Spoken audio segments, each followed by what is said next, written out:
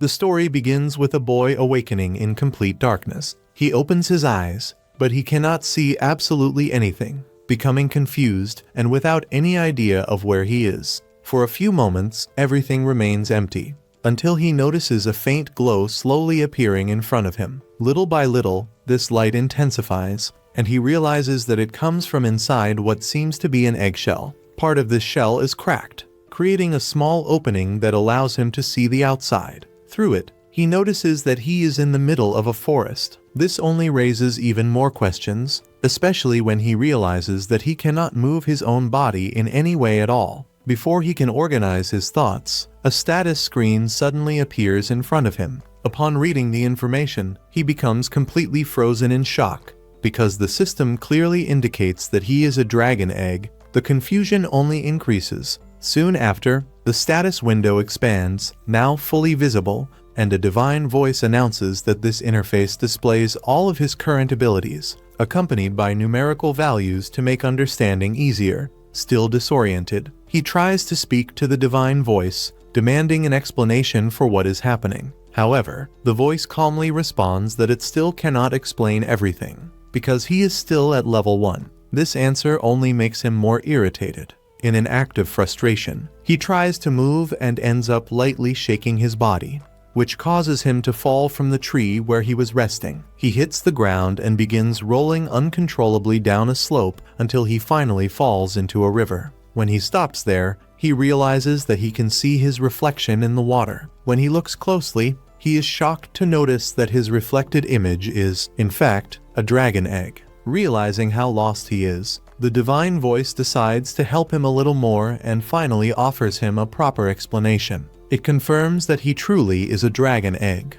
classified in that world as a rank F monster. If his shell were to be completely broken, he would die instantly, which means that creating that small opening to see had already been extremely dangerous. The divine voice continues explaining that, despite dragon eggs being at the base of the food chain, they possess the potential to grow and become terrifying dragons over time. However, this is only possible if they manage to survive long enough, which is not easy, since dragon eggs are considered a highly prized delicacy by various monsters. As they obviously do not have legs, the only form of locomotion is rolling. Even after hearing all of this, he still cannot fully understand what is happening to him. Remaining still seems extremely risky, so he decides to start rolling as fast as he can, trying to move away from danger. Unfortunately, this causes him to fall again. Plunging from a small cliff, he realizes that he has been falling quite a lot lately, and because of this, the system announces that his endurance has increased from level 1 to level 2. Even so, the fall reduces his hit points, reminding him that he needs to be more careful. Upon realizing that he is injured and exhausted, he decides to sleep for a while to recover his strength. As expected, when he wakes up, his hit points are completely restored. This confirms that resting fully recovers his health bar, which brings him a small sense of relief in this strange and dangerous situation. After that, he continues rolling while reflecting to himself, imagining what exactly will happen when he finally leaves that form. He wonders if one day he will become a gigantic dragon, and if he will be forced to fight alone against relentless enemies just to survive. As he moves forward, lost in his thoughts, he suddenly stops when he notices a giant insect not very far away. Sensing danger, he quickly hides behind a tree and uses his appraisal ability.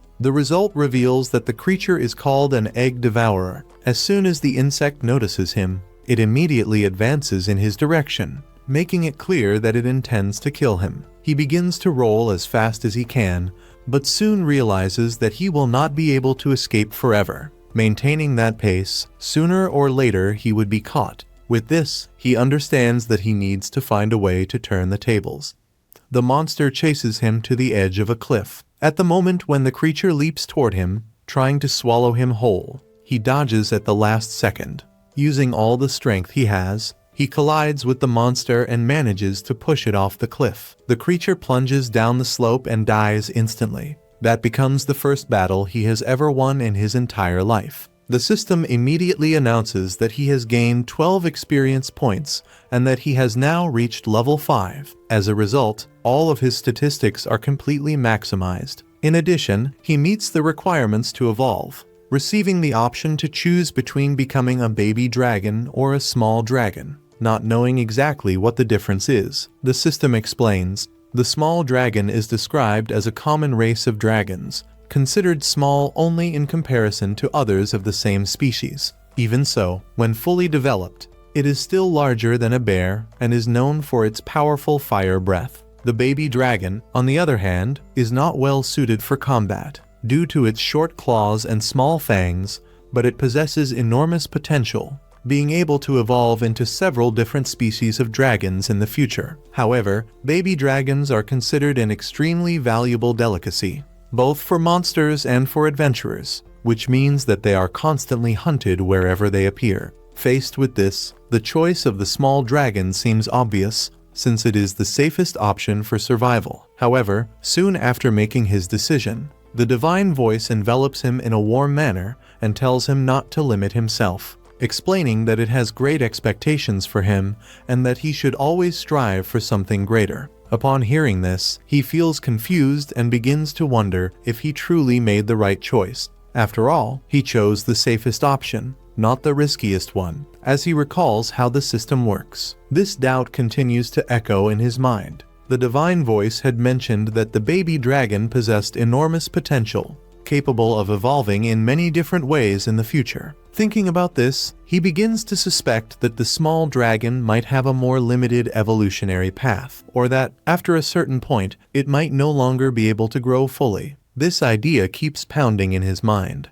Taking this into consideration, he finally makes his decision and chooses to evolve into a baby dragon. He does not want to live with regrets later on, even knowing that this choice may be dangerous. He prefers to take the risk rather than wonder in the future if it was fear that made him limit himself. He wants to believe that the decision was truly his, without deceiving himself or choosing the easiest path merely for the sake of safety. The system accepts his choice without hesitation and carries out the evolution immediately. His body begins to change, undergoing a visible transformation until it takes on the form of a small yellow dragon, exactly as he had chosen. Along with the evolution, he acquires a large number of new abilities, and all of his previous statistics increase significantly compared to what they were before. Even so, his hit points and mana do not recover automatically after the evolution. He remains exhausted, which makes it clear that he will need to rest before exerting himself again.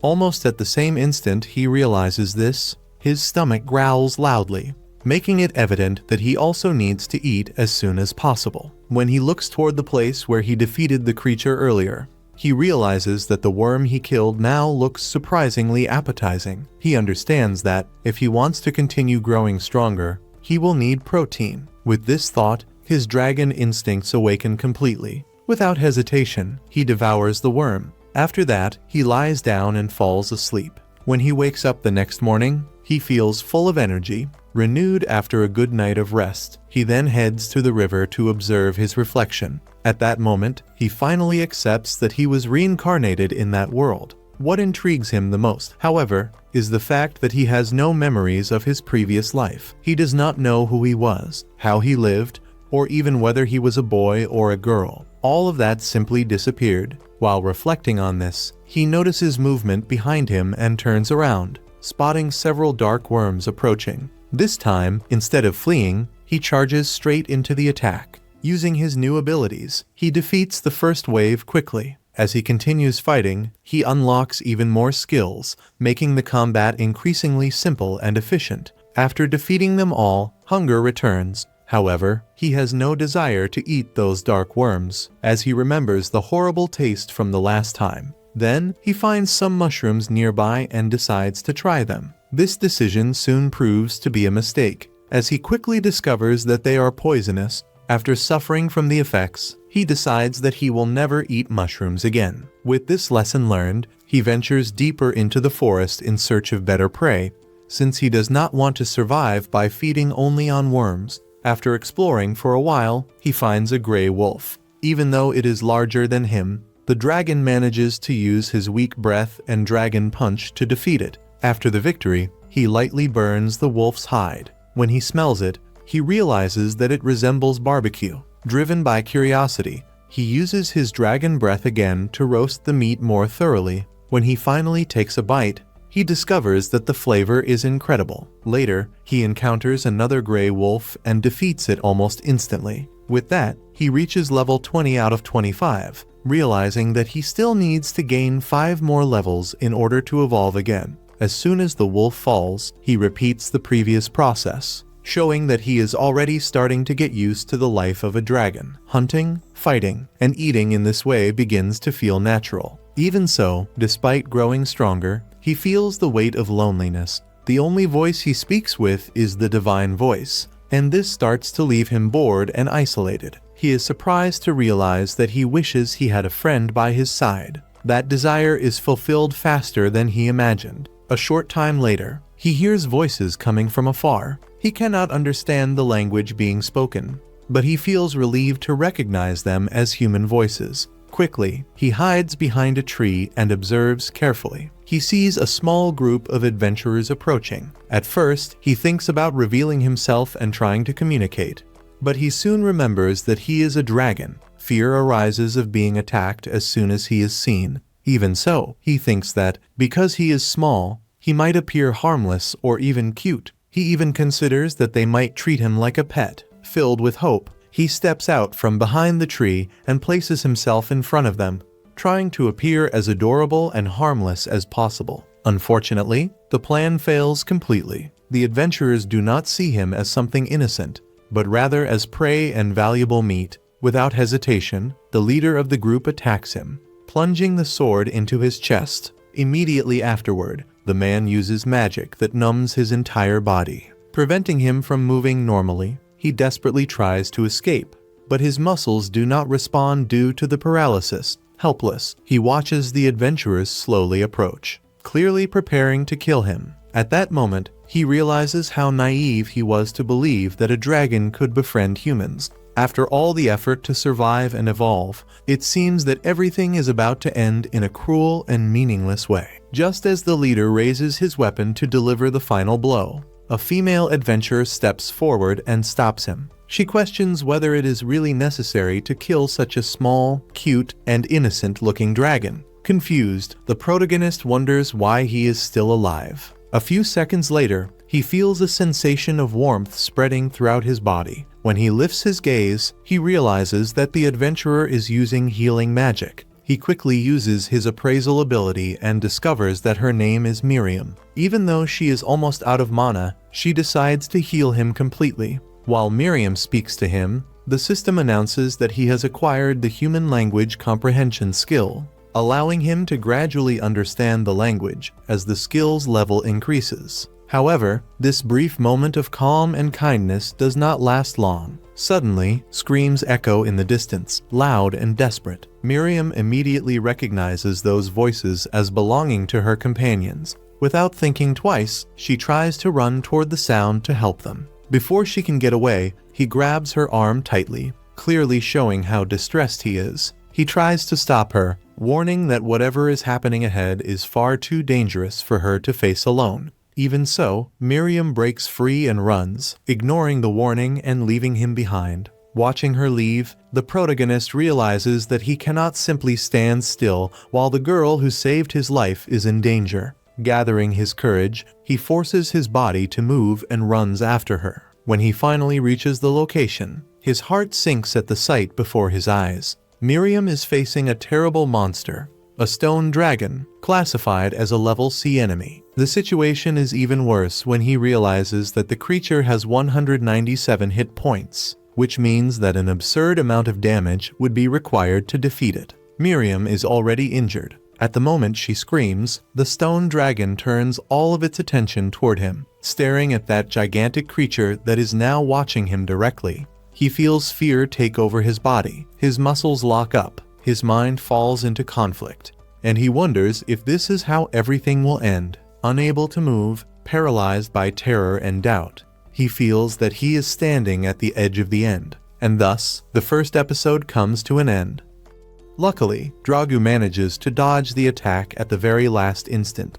As he moves, he thinks that he made a huge mistake by believing that the four of them could defeat that creature. When he was a child, he would never have imagined something like this. As he looks at Miriam, he realizes that she has very few hit points left, and, to make matters worse, the small dragon begins to advance slowly in her direction. Desperate, Dragu tries to help her, but he is interrupted by a voice that echoes, ordering him to run away. It insists that he leave immediately, because facing that creature is impossible. Dragu understands perfectly, without any doubt, there is no real chance of victory. Even knowing that the voice is right, he cannot abandon the girl. He decides, then, to do everything within his power. He starts rolling quickly across the ground, dodging the monster's attacks with such precision that he looks like a true master of evasion. In a short time, he realizes that the older man in the group is already dead. The other companion is still breathing, but he is unconscious and bleeding.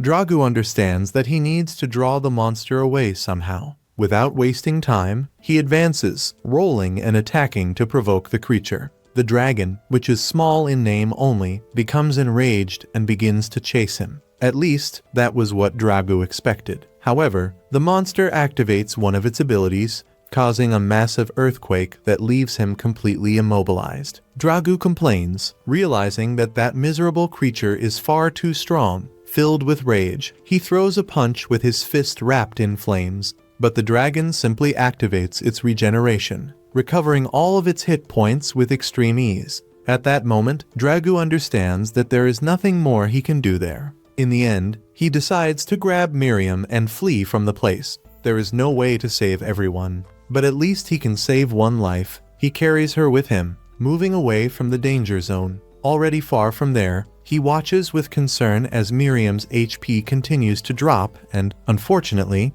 he has no healing abilities. Even so, Miriam is human, and that means there is a solution. If he wants to save her, he needs to take her to a human village. Following a faint, characteristic scent, Dragu hurries on, but soon realizes that the path is surrounded by a pack of gray wolves. They encircle them quickly, leaving no room to escape.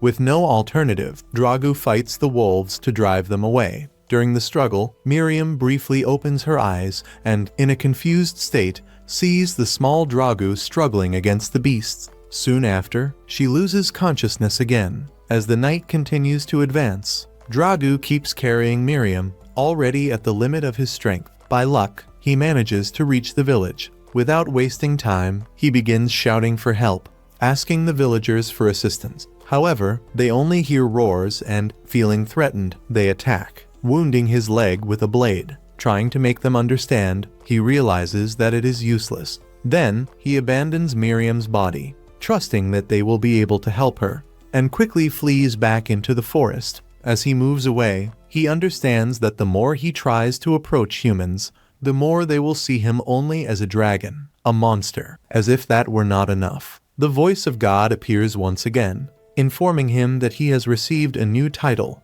rising from the insignificant level of Hero 1. 2 days pass, and Miriam finally awakens. Confused, she wonders where she is, until she notices a red-haired elf by her side. Realizing that she is in a village, the elf, named Muriel, explains that she used excessive white magic to heal her, and that now Miriam needs to rest. Miriam asks who brought her there and what happened to her companions. Muriel replies that the dwarf is dead, found as if he had been crushed by an enormous rock. As for the others, their bodies were not located, and everything indicates that they were devoured. Miriam collapses to the ground, crying, realizing that she is the only survivor. She blames herself, believing that she could have prevented everything. Muriel asks her to calm down, explaining that God has always done whatever he wanted. What matters is that she is alive now, thanks to someone who saved her. Muriel says that the dwarf was a good person, responsible for driving monsters away from the village and serving as an example for the children. However, one night, she heard comments at the tavern saying that he would never defeat a stone dragon. Offended, he decided to prove them wrong, practically killing himself out of pride. Because of that, he dragged GR and Miriam into forming a group, taking advantage of Muriel's absence and falsely claiming that he had her permission. Miriam knew that Muriel had warned them not to go near the dragon, but she ended up giving in to the pressure and her sense of guilt. She says that she agreed to accompany them only on the condition that they would retreat if the situation became dangerous. Unfortunately, things did not go as planned. Muriel states that the dwarf died because of his pride and congratulates Miriam for surviving such severe injuries. Excited, Miriam states that someone must certainly have carried her to the village. Muriel dismisses that idea, saying that they found signs of a monster attacking the village entrance, but that Gregory's group managed to repel the threat. Miriam insists that she passed out during the fight and that it is impossible for her to have escaped on her own. Muriel tries to convince her that strong blows can cause memory loss. Miriam accepts the possibility, but as she remembers Dragu fighting the wolves, she asks Muriel what those creatures were like. The monster that had been beside her was no longer there, although Miriam could not explain the reason. When they noticed its absence, they realized that it had simply disappeared. Maria asks whether Miriam is worried about something, but she prefers not to go into details. Even so, the subject continues to circle her thoughts, especially when she wonders whether that monster could be the same small dragon she had run into before. Meanwhile, elsewhere, Dragu gets up as if nothing had happened. He silently thanks the metabolism of dragons, along with a good period of rest. In his thoughts, he hopes that the girl is doing well. When he recalls the battle, he acknowledges that he was extremely weak in that confrontation. He believed that after evolving he would already be a bit stronger. But that fight revealed an absurd difference between him and a dragon, even one considered small. This awakens in Dragu a strong desire to become far more powerful. He feels that the time has come to act. With a change of scenery, he uses an egg eater to summon his allies, thus creating a perfect opportunity to gain experience. At that moment, the voice of God announces that he has received the title of the Path of Evil, something that leaves him slightly offended. Dragu quickly defeats the egg eaters, rises to level 25, and once again meets the requirements to evolve. Seeking the best place for the transformation, he goes to a lake and agrees to view the evolution options presented by the voice of God. 5 paths appear: Calamity, Marbleys, Angelic Child, Small Dragon, and Dragon Hatchling. The voice explains that the small dragon grows quickly and is safer at the beginning, but has limited potential, while the Dragon Hatchling offers a much more promising future. Dragu also analyzes the other options: the Child Dragon, his natural and safest evolution; the Marbleysed one, focused on durability and mana; and the Angelic Dragon, with healing abilities but little offensive power. The juvenile Calamity represents the beginning of an evil path, although a reversible one. Even reluctant about the idea of becoming a Calamity, Dragu finds himself intrigued upon learning that this type of dragon is extremely intelligent and can assume a humanoid form, allowing it to infiltrate among humans. Still bothered by the meaning of this choice, he ends the chapter undecided, reflecting on which path to follow. He reflects on the idea of becoming a young plague dragon, and soon concludes that this might not be such a smart choice, since wherever he looks, that kind of power still frightens him. His greatest concern continues to be Miria's, and because of that, he wishes, no matter what happens, to obtain the ability of human transformation. After thinking for a long time, the protagonist comes to the conclusion that if he could learn this transformation, he might be able to experience a simple and righteous life. Even if everything went wrong, there would always be the possibility of turning back. With that in mind, he makes a sudden decision and chooses to evolve into a young plague dragon. His body transforms immediately, accompanied by the divine voice, which announces his evolution from a baby plague dragon to a higher stage. Despite it being exactly what he had chosen, the protagonist looks at his reflection in the water and feels his confidence waver. He no longer resembles the small, adorable dragon he used to be.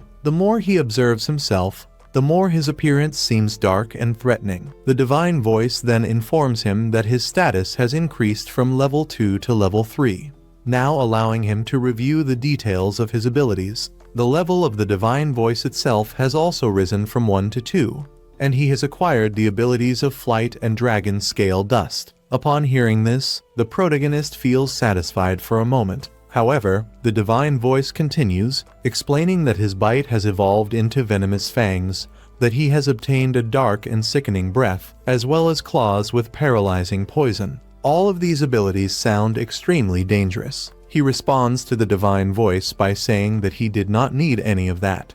But it goes on to inform him that he also received the title of friendship, and that the curse increased from level 1 to level 2. With so much information, the protagonist begins to think that this decision might have been a huge mistake. To make matters worse, there is no mention at all of the long-awaited human transformation. This makes him think that he has ended up becoming something close to death itself, although he tries to convince himself that he might simply need to gain more levels to unlock that ability. The divine voice, however, states that it cannot provide explanations of that kind at level 3. Defeated, the protagonist feels miserable as he realizes that he gained so many strange abilities instead of the human transformation he desired. He then decides to review everything on his own and tries to learn more about the divine voice ability, questioning whose voice it truly is. The answer is direct. Explanations of that kind cannot be given at this level. Something he already suspected. Faced with that, he decides to analyze other abilities, such as dragon scale dust. The divine voice explains that when the dragon flaps its wings, it spreads a debilitating miasma that affects everything around it. At higher levels, this power would be capable of annihilating entire nations simply by flying over them. The protagonist carefully moves his wings, but that simple action kills a nearby flower, causing him to panic. He does not like the idea of being a walking biological weapon at all and complains that a warning would have been useful. The dust came out just from the movement of his wings, something that would never have happened if he were still human. The explanation continues with the sickening breath, described as an attack that spreads a disease-laden miasma. It not only causes severe illnesses, but is also extremely contagious, and, in the past, was responsible for the complete destruction of an entire civilization. Upon hearing this, the protagonist falls into complete despair, saying that nothing could possibly be more evil than that and wondering whether he will still be able to follow a righteous path. He then decides to analyze his titles, since they seem to strongly influence his evolution. The divine voice explains that hero is a title granted to those who represent modest and kind values, and who may one day become true heroes. This title slightly increases damage with certain weapons and has a strong impact on the evolutionary path. The protagonist does not reject this idea, as he believes it might prevent him from following an evil path. Next, the divine voice describes the title of malefactor, intended for cruel villains who leave piles of corpses behind. It slightly increases the damage of dark attacks, makes learning white magic more difficult, and reduces the overall recovery rate, while also strongly influencing evolution. Upon hearing this, the protagonist interrupts the explanation, stating that this is the worst ability he has ever heard of in his entire life. He begins to seriously believe that he made the wrong choice. Desperate, he asks the divine voice to take him back and says that he wants to return to being an innocent baby, deeply regretting his decision. Meanwhile, Mariel and Miriam check all the stones that protect the village. Mariel explains that these stones create a barrier that prevents monsters from entering, but in truth, the enchantment only subconsciously discourages them. Creatures with strong will or clear objectives can still pass through the protection. Miria supposes that this includes the monsters seen the other day, but Mariel states that there is no certainty, since no one saw it clearly. Even so, Miria believes that it might have been trying to help, especially after seeing it fight against the wolves. Mariel comments that if it had entered the village, it would mean the spell was broken, which would be a serious problem. But it would also indicate that it could return. Because of that, they decide to move on to the next enchantment and check whether everything is in order. After finishing, Miria asks if she can learn more about monsters, but Mariel notes that she has been strangely obsessed with them since the incident. Miria confesses that she cannot get out of her head the feeling of having been saved by a small dragon in the forest. Mariel immediately interrupts her, asking whether she might be developing feelings for a monster. Miria quickly denies it, although she hesitates for a brief moment. Despite her insecurity, Mariel decides to explain more about monsters. She says that they can evolve into different forms, growing stronger with each evolution, which happens by hunting other creatures. They level up, just like humans, who also possess their own levels. Miriam comments that humans can also evolve, improve their abilities, and level up by accumulating experience. Mariel confirms this and explains that, in the case of monsters, each species has a different maximum limit. When they reach that limit, they evolve into a higher form. This process repeats itself several times and, as time goes on, monsters take on increasingly powerful appearances. Miriam says it is hard to believe that people in the past managed to understand the true nature of monsters. Mariel then asks what she is talking about, since that explanation had already been given before and the event mentioned happened only 11 years ago. Miriam admits that she does not remember any of that, because at the time she was only 5 years old and still knew very little about the world. Mariel agrees that she is right, and Miriam comments that she was so small back then that she had to look up to see her. Mariel responds with an irritated look. Miriam quickly realizes that she touched on a sensitive topic, since Mariel is sensitive when it comes to her height. Even if that is probably true, Mariel denies it and completely changes the subject. She explains that, from time to time, special people appear who are capable of hearing the divine voice, which shares information about monsters, levels, and other similar matters. As happens with heroes or saints, it was thanks to these people that such knowledge spread, and not through simple trial and error. Monsters fight to survive, gain experience, and seek evolution. In other words, they are all driven to seek power and become more ferocious. Even if that dragon saved Miriam's life, the next time their paths cross, it will have evolved into something far more dangerous and will turn its fangs and claws against her. Miriam tries to say something, but stops halfway through. Mariel warns her not to create strange expectations regarding monsters. They are the embodiment of the instinct to fight, and that makes them incompatible with humans. Miriam has no choice but to accept those words, thinking that even that small dragon who saved her will one day change as it evolves. Meanwhile, the protagonist decides to level up as quickly as possible and return to the path he has chosen. After all, he intends to become a hero, not a demon king. To begin with, he wants to learn about human transformation and go to the city, because he wants to see her again, especially Miriam. Without wasting time, he starts searching for weaker monsters around him to gain experience quickly. Suddenly, moving becomes difficult. He notices threads wrapping around his body, preventing any movement. At that moment, he senses the presence of a huge monster behind him, but it is not the type of spider he had imagined. The protagonist quickly checks his attributes and discovers that it is an extremely powerful Taranturok. He understands that he has no chance of defeating it now. But before he can even try to flee, the spider fires its web. Immediately, he uses his baby dragon breath to burn the threads, but ends up setting his own body on fire in the process. While rolling on the ground trying to put out the flames, the divine voice announces that he has acquired fire resistance. As soon as he manages to stand up, he quickly advances to check how much damage he dealt to the spider. The Taranturok still has 62 health points out of a total of 78.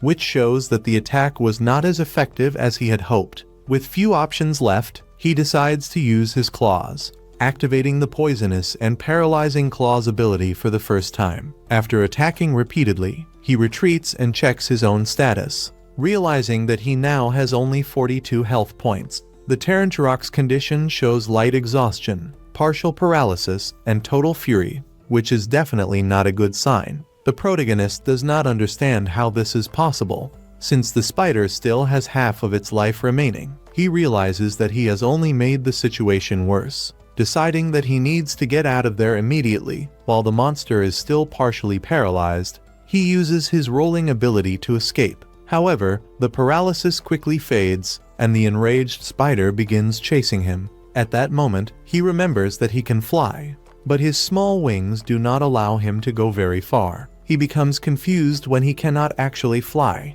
which indicates that his level is still low. With no time to think, he uses the rolling ability again to flee. After 10 full minutes of non-stop rolling, the spider is still chasing him, showing no signs of fatigue. The divine voice informs him that the rolling ability has increased from level 2 to level 3. This gives him a bit of hope, and he starts to believe that he can survive, since he is now faster. The divine voice then announces that he has received the title of Running Chicken. The protagonist immediately asks if that means he is being called a coward. He explains that he would face the spider if he had any chance of winning. But that is clearly not the case. The situation worsens when he realizes that he is approaching a cliff and knows that a fall would certainly kill him. He thinks about turning right before the edge, but soon considers that he might be able to escape if he reaches the other side. Even knowing that his flying ability is unreliable, he decides to jump with all the speed he can muster, betting everything on that attempt. At the highest point of the jump, he opens his wings and tries to use the wind in his favor to reach the other side. To his surprise, it works better than expected. He manages to escape, although he is completely exhausted. The protagonist believes he has shaken off the spider, but panics when he realizes that it has created a bridge of webs to continue the pursuit. Forced to flee desperately, he crashes through several monsters along the way, gaining large amounts of experience thanks to his special title, which causes him to quickly rise to level 8. Feeling stronger, he decides to stop running and finally face the spider. After analyzing his abilities and enduring a powerful poison thanks to the resistance he acquired, the protagonist deceives the spider by pretending to be dead and defeats it with a decisive tail attack. The victory takes him straight to level 14. In addition to unlocking new abilities, although the long-awaited human transformation still does not appear, which leaves him frustrated. Exhausted, he finds a cave and decides to use it as a base. There, he prepares an improvised meal with strange fruits that improve the flavor of the meat, which unexpectedly earns him the title of Lord Chef. Despite being satisfied, he reflects bitterly on his monstrous appearance and the fact that he is now seen as an enemy of humanity. Meanwhile, in the village, Miriam becomes worried upon learning that two figures were seen near a lake. Even though she wants to go search for them, she is stopped by Mariel, who decides to ask the guild for help. The next day, the protagonist wakes up recovered, but strange problems arise when he tries to view his own status. After intense pain, his ability evolves once again, although his vision remains blurred, ending the episode with even more mysteries surrounding his new form. The young woman insists on entering the forest no matter what, showing an almost stubborn determination. However, her friend immediately objects, stating that this would be a terrible idea, since she would not be able to do anything on her own inside there. The forest is far too dangerous, full of monsters and unknown risks. The girl, however, responds firmly that Dops is still alive and that she feels this deep in her heart. Faced with this statement, her friend questions why he has not returned to the village after so much time. The young woman admits that she does not know the exact reason, only that something prevents her from giving up. Her friend, being more rational, comments that she will ask the villagers for help to form an organized search party. For that reason, she asks her to stop wanting to go into the forest alone all the time, because they cannot put the lives of other people in the village at risk because of an impulsive decision. Thus, she decides that the best course of action is to request that the guild investigate the case, since the adventurers should arrive soon to help. Upon hearing this, the girl realizes that she acted rashly and apologizes for her irrational behavior. The scene shifts to Dragon, who wakes up in a good mood, quite satisfied for having managed to sleep deeply and also feed properly after such a long time. His body feels stronger and more stable, and this excites him. Now, he decides that it is time to evolve once again and try, at last, to reach the long-desired human transformation. As he walks, he carefully observes the environment around him. Looking ahead, he notices something strange on the ground, a suspicious-looking slime. He begins to wonder what exactly that might be. He is certain that it cannot be just an ordinary puddle of water and, driven by curiosity, decides to get closer to find out what it is. Even so, he remains cautious, imagining that it could be some kind of monster. As he gets closer, he realizes that the creature does not seem as strong as other enemies he has already faced. This makes him think that he could use that being to farm experience points. With this idea in mind, he decides to check the creature's attributes. However, as soon as he tries to observe its statistics, His head begins to ache intensely, and his eyes burn. A system message echoes in his mind, informing him that the ability to view statistics still does not provide an accurate reading at level 3. Shortly after, as a response to the forced attempt, his ability rises to level 4. Even so, the boy feels intrigued, wondering what kind of monster is actually standing before him. Without any warning, the beast lunges forward and attacks him by surprise. Startled, he runs away and quickly hides behind a tree, trying to catch his breath. He understands that this is not something he should deal with carelessly. Even so, he remembers that the attributes he managed to see were not impressive at all. Still, he decides to avoid a direct confrontation for the time being and continues walking through the forest. Shortly afterward, he finds something on the ground and thinks, for a moment, that it might just be an abandoned bucket of apples.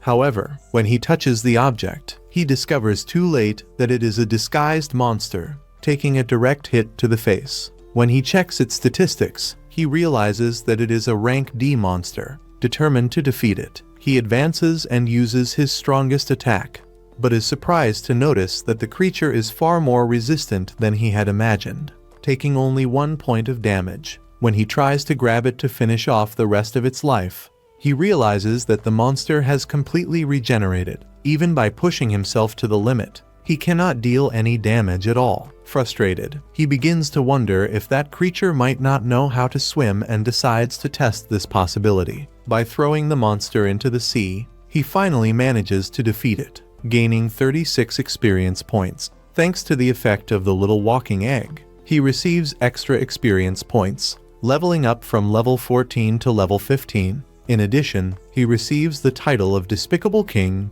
and the Malefactor skill rises from level 2 to level 3. Before he can even react, the Snail Gang appears to avenge their defeated companion. He realizes that, while falling into the sea, the monster had used some ability to communicate with the others. Even so, without feeling fear, he decides to attack head-on. He knocks one of them down quickly and, with a single powerful blow, defeats all the others with extreme ease. Soon after, he receives the Meteorite skill, feeling satisfied that this attack now officially counts as a skill.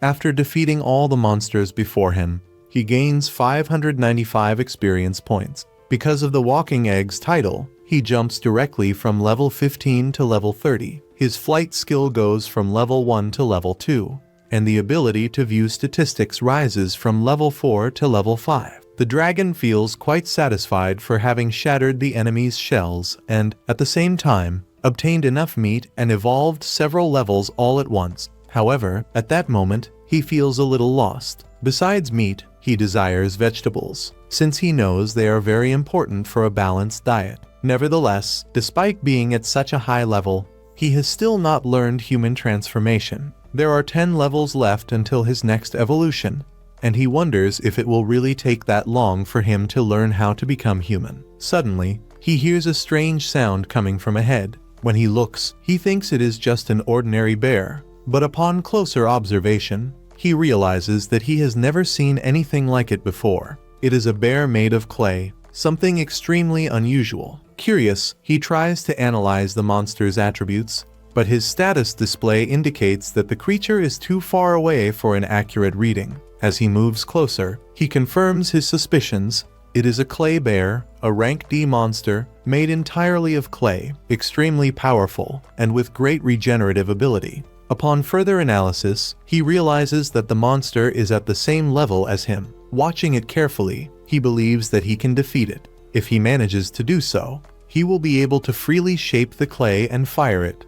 When he attacks the beast, it skillfully defends itself using clay spikes, forcing the dragon to retreat after a few blows. By observing the enemy's health bar, he realizes that there is still a lot of energy left. In addition, the creature has the same regeneration ability as the previous monster. He tries to use his speed-based attack to defeat it, but even when he lands a hit, the monster regenerates once again. From this, he understands that he can defeat it if he continues reducing its movement points. However, when he tries to attack once more, the creature summons a powerful sandstorm. The dragon is left in shock, as he did not imagine that a monster of that type would have such a terrifying power. In the midst of the storm, the beast ends up transforming. which he understands as a kind of trick. Now, he realizes that he will not be able to hit it with the rolling attack, causing his initial strategy to completely fall apart. Even so, he notices that the beast's MP is decreasing rapidly, which means that there is still a chance of victory. Soon after, the creature launches an attack. The dragon dodges with relative ease, remaining cautious, and counterattacks with precision. Tearing off the beast's arm, he realizes that the clay becomes much weaker when separated from the main body. Using this to his advantage, he shapes the torn-off clay as if it were a sphere and strikes it with meteorite, blowing apart half of the monster's body. After defeating the creature, the dragon gains another 150 experience points, in addition to 150 extra bonus points. With that, he rises from level 30 to level 33 and unlocks the Nutcracker skill upon striking the beast. Despite the battle having been extremely difficult, he finally obtains the clay he wanted to decorate his home. After that, he sets out in search of more meat and some vegetables. Upon reaching the forest, he finds an extremely nutritious mushroom, but also a poisonous one, capable of causing paralysis for a long period of time. Since he does not have resistance to this poison, he decides to discard it. Continuing his search, he encounters a carnivorous plant, manages to defeat it, realizes that it contains many nutrients, and decides to take it home. The scene shifts once again to the same girl, who ends up deciding to go out alone through the forest. Ignoring her friend's advice, she mentally apologizes to Marielle for doing this and breaking her trust, even though she had promised that she would call the guild staff to help her. Even knowing that the chances of finding the man are minimal, she decides to look for him anyway. After all, some fishermen claim to have seen him passing through the forest, and even with only a 1% chance of finding him, she chooses to move forward. Determined to try to save her friend's life, she understands that if she had stopped the two of them from the beginning, perhaps none of this would have happened in this way. This thought weighs heavily on her mind, making guilt try to take over. Still, she knows that there is no point in continuing to punish herself for something that can no longer be changed. Taking a deep breath, she decides to move forward, walking through the dense forest in the hope of finding Daz alive. Each step is taken carefully, her senses alert to any strange movement around her. When she least expects it, she is suddenly surprised by a monster that appears abruptly among the trees. Frightened, but reacting on instinct, she manages to launch her fire strike in time to defend herself. After the attack, her heart races, and she realizes just how nervous she is. With that, she understands that she needs to calm down quickly, because acting under tension would only increase the chances of making fatal mistakes. The scene then returns to the dragon, who ends up encountering a rank D monster while exploring the region. As time passes, the creature begins to display increasingly aggressive behavior. However, he knows that if he manages to defeat it, the monster will end up transforming into a vegetable with a flavor very similar to meat. This information sparks his culinary curiosity, and soon he starts imagining that he could prepare a beautiful ramen using all the ingredients he has been gathering so far. While thinking about this, he looks to the side and ends up finding something even more surprising. A ranka mushroom. It is an extremely valuable item, known for its incredibly rare potential. If someone managed to cultivate it successfully, it would be possible to revitalize an entire nation whose economy was in decline. The dragon is genuinely impressed by that discovery, since he could earn an absurd amount of money from it in the future. However, he also remembers that this mushroom has extremely dangerous hallucinogenic properties, capable of causing a strong sensation of euphoria. About 500 years ago, it was discovered that it could be ground up and mixed with stimulant drugs, which ended up creating a huge number of addicts and causing serious social problems. Aware of this, he decides to store the mushroom carefully, without making immediate use of it. Moving forward in his exploration, he finds a tree loaded with ripe fruits. Without hesitation, he decides to harvest all of them, making the most of that opportunity and not leaving a single one behind. Meanwhile, in another part of the forest,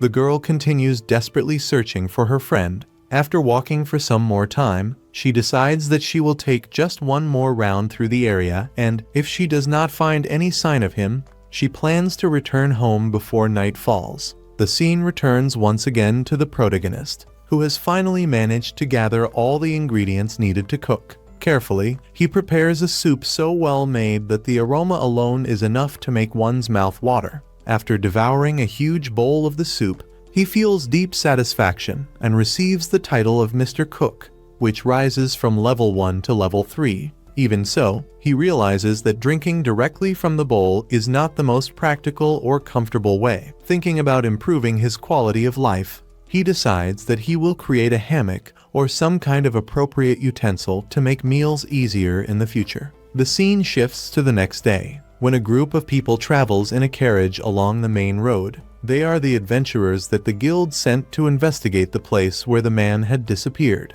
Everyone looks alert and prepared for any unexpected situation that might arise during the mission. Then, the story returns to the protagonist, who is hunting various types of wolves, mainly taking advantage of the creature's hides. However, when he returns to the forest where he had left his supplies, he is faced with an irritating situation.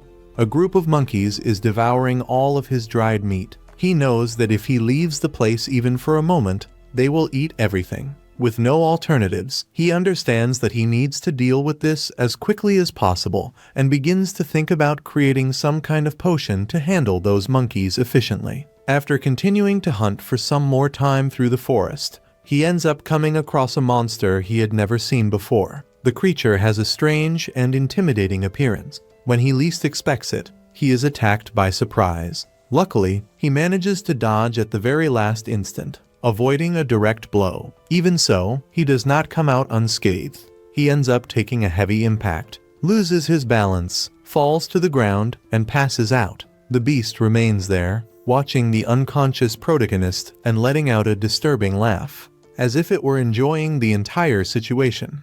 Upon awakening, the dragon realizes that he is perfectly oriented, without any mental confusion or loss of consciousness. This surprises him. Considering what had happened moments earlier, he begins to wonder whether special poisons truly differ so much from common poisons or whether, in the end, they all follow the same principle. Soon after, the familiar status window appears before his eyes, informing him that the ability to view statistics does not provide very detailed data when it is only at level 3. The dragon had already expected this answer, since he knew that his current limitations were still many. Thinking more carefully, he realizes that he did not see any plant capable of neutralizing the poison that had affected him. This realization makes him uneasy, causing him to question how he could resolve that situation on his own. As he rummages through his memories, trying to organize everything he had learned up to that point, he remembers that he could obtain some additional information by analyzing the lizard that had attacked him. It is then explained, through the system,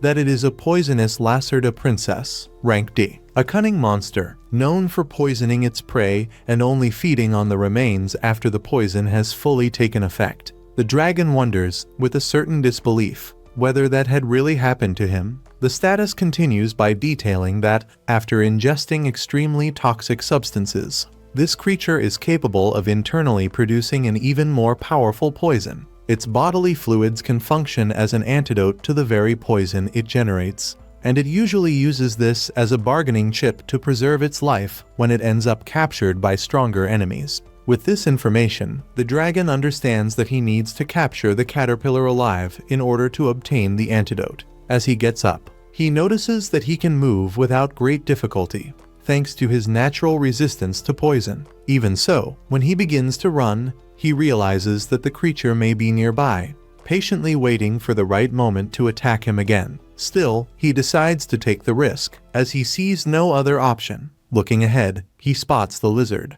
Using his rolling skill, the dragon quickly realizes that the creature is also capable of performing the same movement. Soon after, he tries to repeat the attack he had used against the spider earlier, believing that it would work once more. However, he ends up colliding with the same wooden log that the caterpillar usually uses as support, falling awkwardly to the ground. When he looks back, he realizes that it can attack while rolling, something he had not anticipated.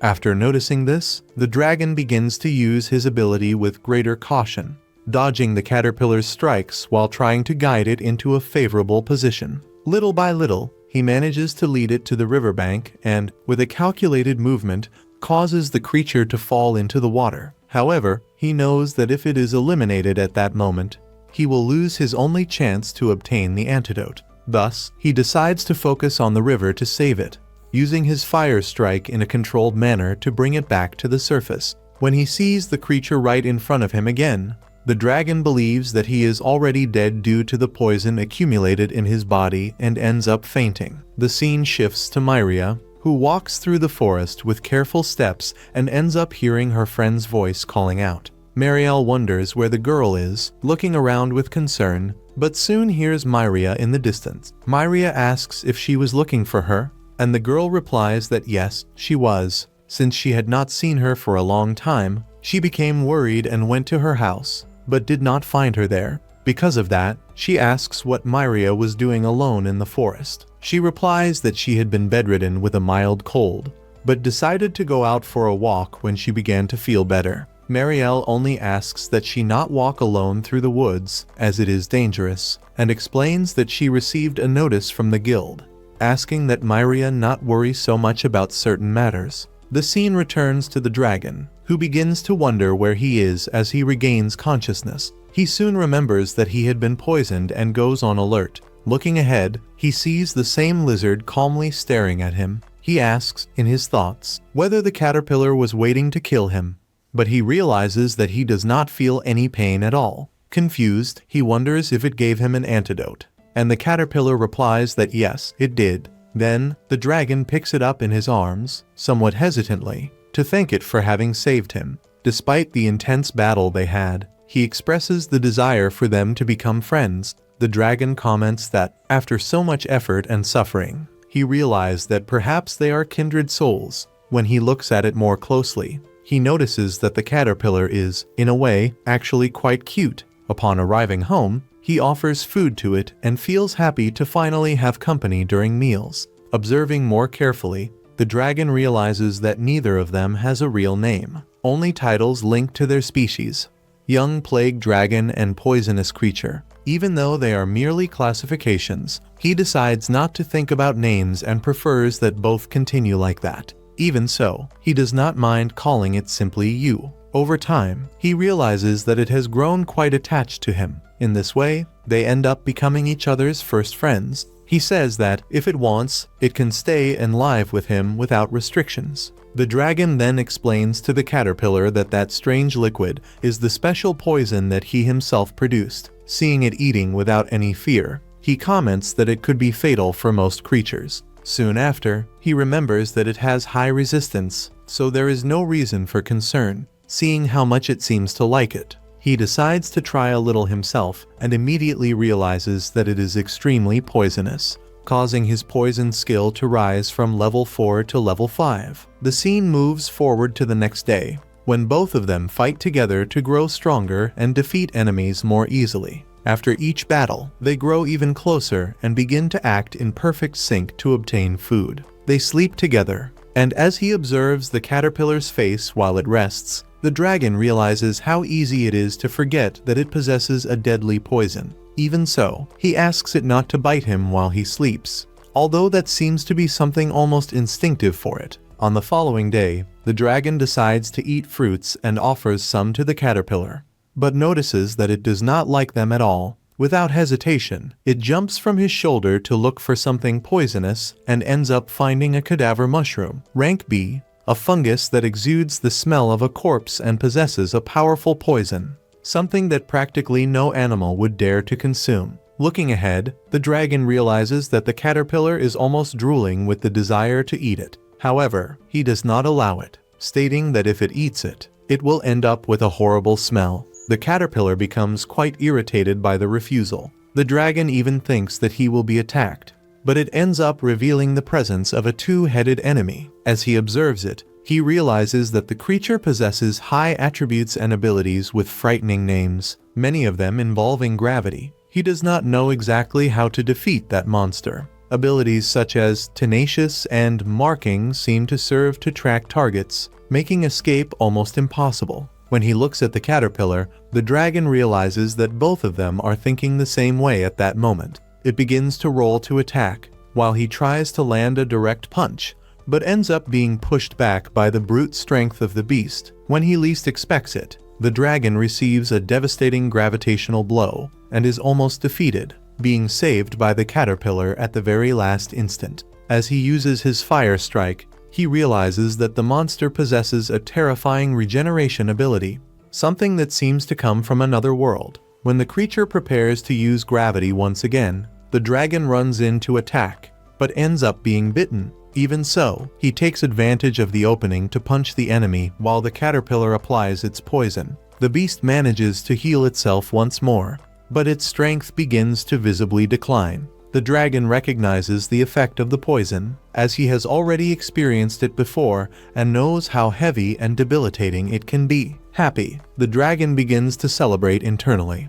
Believing that victory is finally within his reach, his heart races as he realizes that the enemy no longer shows the same strength as before. In the midst of these thoughts, he reflects that he would never wish to evolve into something like a two-headed dragon. To him, that form seemed unnatural, as if it were the result of an existence forced to keep living at any cost. When he checks the enemy's status, he understands the reason it is still standing: the sacrifice ability. The beast is capable of tearing off one of its own heads to prevent the poison from spreading through its body, surviving at the cost of an absurd amount of pain. Before he can fully react, the monster attacks with extreme speed, surprising even the dragon. By instinct, he throws himself to the side and manages to dodge by a hair's breadth, feeling the cutting wind pass close to his body. The two begin to exchange numerous blows in succession, each impact echoing through the forest. Even so, the dragon starts to gain the upper hand.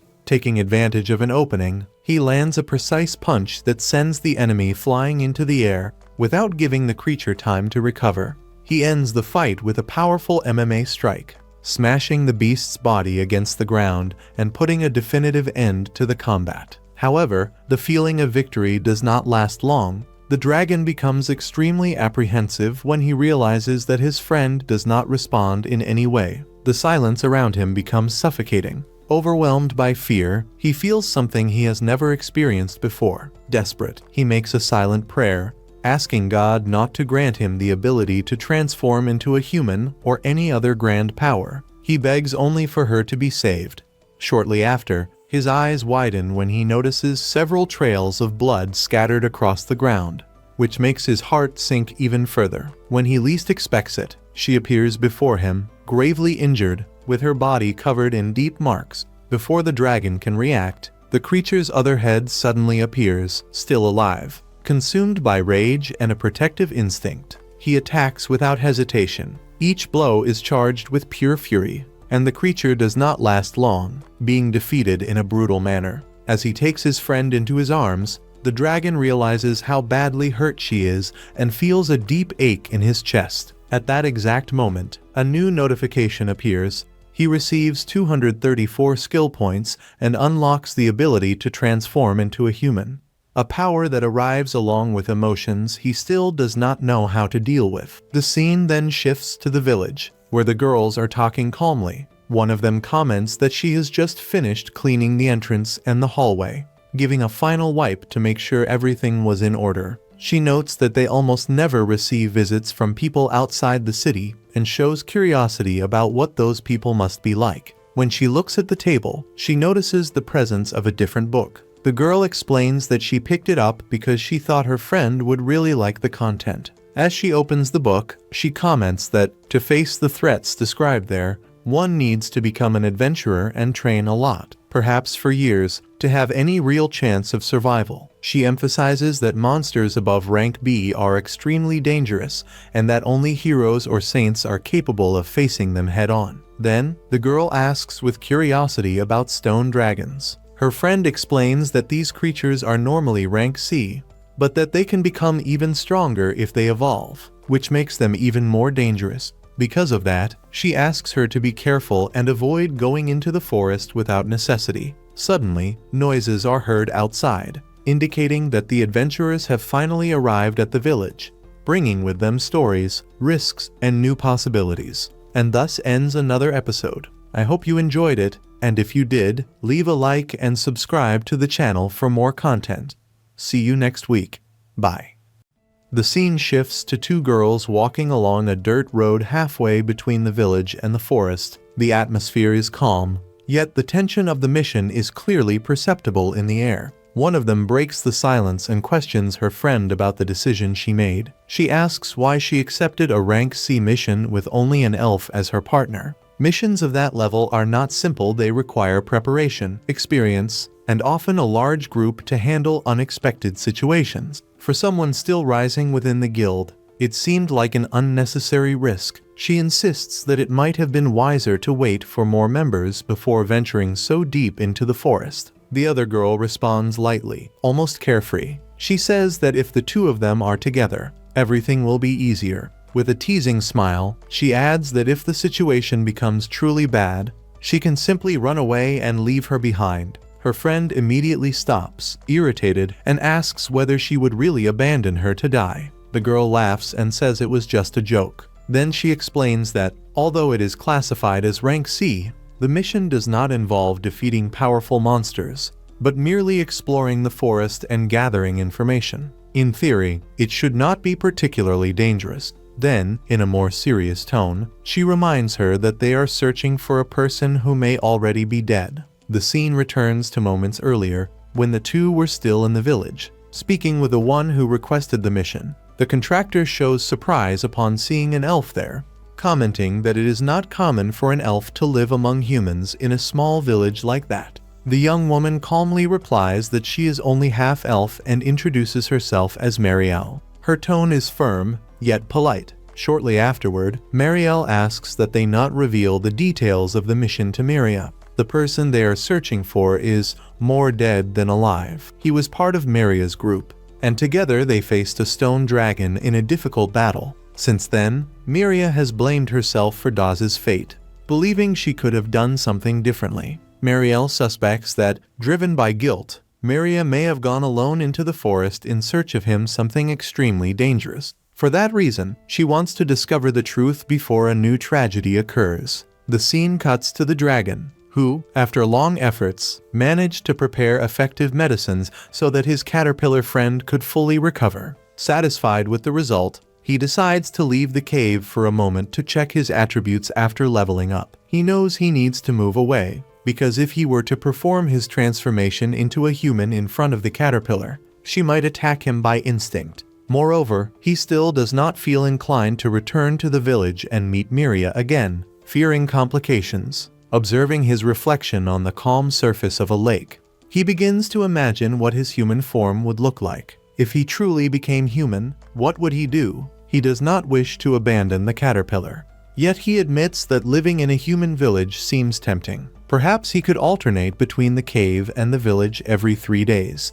The mere possibility of earning the human's trust excites him. With his heart racing in anticipation, he activates the transformation. The result, however, is far from what he had idealized. When he looks at his reflection again, he feels disappointed. He considers himself even uglier than before. He becomes irritated with the system, as the human form does not match the image he had imagined. To make matters worse, when checking his attributes, he realizes that his attack and defense have been reduced by half. The transformation brings social advantages, but weakens his combat power. Frustrated and irritated, he cancels the transformation and remains dejected for a few moments. The narrative returns to the two girls, now walking through the dense forest. The environment is too silent, which makes them even more alert. Ahead of them, they find the entrance to a cave. Near the entrance, there are impressive sculptures. One represents a dragon, and the other appears to be a human figure. The half-elf observes carefully and concludes that it could only have been made with powerful magic. The surrounding scenery is unsettling. Pieces of meat are scattered across the ground, suggesting that something large and predatory lives there. Even so, they decide to enter cautiously. To their surprise, the interior of the cave is illuminated and surprisingly organized. It does not resemble the chaotic lair of an ordinary beast. They even find a pot containing still fresh fruit, which indicates unusual habits. Suddenly, they come face to face with a caterpillar. The creature, frightened, quickly hides in the shadows. The tension rises. The girl concludes that they need to leave immediately. Outside, the dragon watches the two of them entering his home. He wonders whether they are human, since one appears only half human. He imagines that they must be impressed by the organization of the cave. He knows, however, that if he appears in his dragon form, he will be seen only as a monster. He decides to use the human transformation once again. When he appears before them, he tries to introduce himself in a peaceful manner. However, the girls are startled by his sudden appearance. Instinctively, they attack and flee from the cave as fast as they can. At a safe distance, they discuss whether they should return to the village and report what they saw. They are in shock upon discovering that dragons are living in that forest. The girl decides that it is better not to spread the information immediately. They will report to the guild so that a larger team can investigate safely. She asks whether they should leave the forest and call their usual group. Her friend agrees, stating that they will make contact as soon as possible. The next day, the dragon wakes up discouraged, considering the incident a complete disaster. Upon returning to the cave, he asks the caterpillar for a favor. There is a troop of monkeys that keeps stealing his dried meat, and he has decided to teach them a lesson. The caterpillar prepares a potent poison for him to mix into the meat as a trap. They wait until one of the monkeys falls for the bait. When they realize the poisoning, the monkeys become enraged and call for reinforcements. Then the leader of the troop appears, enormous and imposing. The dragon immediately recognizes that it is a monster of higher classification. Upon checking its status, he discovers that it is rank D+, an evolved form of orangutan that defeated the former alpha to assume leadership. Among them, evolving through battles is considered something sacred. In addition, the leader commands support magic that strengthens the entire clan. The dragon unleashes a powerful fireball, but the monkeys create a defensive barrier that blocks the attack. Immediately afterward, they advance as a group. With the caterpillar's support, he defeats some enemies, but the leader manages to grab the caterpillar and hurl her against a tree. Fortunately, the dragon catches her before the impact. In that moment, he understands that if the battle continues in that manner, both of them will die. Remembering a newly acquired telepathy skill, he attempts to negotiate. He asks the leader to calm his subordinates and offers the antidote prepared by the caterpillar in exchange for a truce. The orangutan responds coldly that such a proposal is out of the question. They represent too great a threat to be ignored. It is better to eliminate them now, even if it costs a few casualties. The dragon argues that if they keep fighting, no one will leave alive. In his view, the monkeys only know how to resolve conflicts through death. Even so, the leader pretends to accept the proposal, while the caterpillar applies the antidote to the poisoned monkey. Everything proves to be a trap. Taking advantage of the distraction, they kidnap the caterpillar. The leader's true objective is to force a direct duel, a one-on-one confrontation. The clash begins brutally. The orangutan throws the dragon far away and maintains an incessant offensive. The dragon retreats, seeking space and analyzing his opponent's rhythm. When the leader advances again, he activates his charge ability, leaps with precision, and delivers a strike that drives the monster's foot into the ground. Seizing the opening, he executes an impressive sequence of attacks, drastically reducing the enemy's vitality. When he attempts to deliver the final blow, he is caught off guard by a violent counterattack and thrown backward. Before his eyes, the leader of the monkeys evolves once more, strengthening himself with the power gained in battle. The confrontation, which was already dangerous, has just reached an even more threatening level. Amid an intense and brutal exchange of blows, the dragon begins to lose the advantage he had gained. His movements are no longer as precise as before, and fatigue weighs heavily on every muscle. In a moment of carelessness, the leader of the monkeys seizes the opening and lands a direct punch to his stomach. The impact is devastating, forcing the air out of his lungs as pain spreads throughout his body. Even so, despite feeling that his strength is at its limit, he advances once more, determined not to retreat. The orangutan, equally wounded, also refuses to yield. The two begin exchanging punches in succession,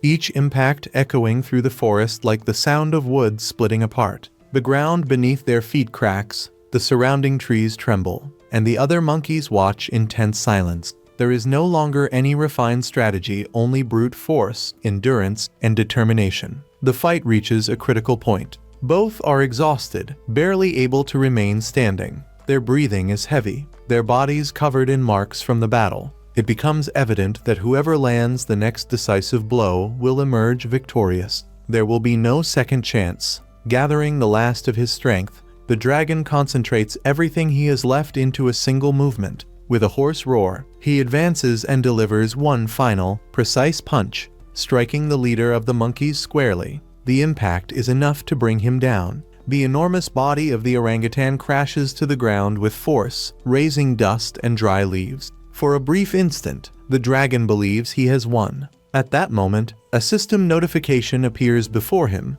His Dragon Strike ability has evolved from level 2 to level 3. The information flashes before his eyes, confirming the growth achieved through battle. However, before he can even process the achievement, the leader of the monkeys, driven by pure instinct and willpower, rises in one last desperate effort. With what remains of his energy, the orangutan lands a direct blow to the dragon's face. The impact makes his vision spin, the world around him distort. His balance is completely lost. Without strength to continue, both of them collapse almost at the same time, defeated by their own limits. Even unconscious, the system continues to function. A new notification appears, confirming that he has gained enough experience points to rise from level 37 to level 39. Despite his critical condition and absolute exhaustion, the battle has brought significant rewards. The confrontation has not only strengthened his body, but also elevated his abilities to a new level. The forest slowly returns to silence, marked by the scars of combat. And thus another episode comes to an end. If you enjoyed the story and wish to follow the upcoming events, leave your support and continue accompanying this journey. See you next week. Until then.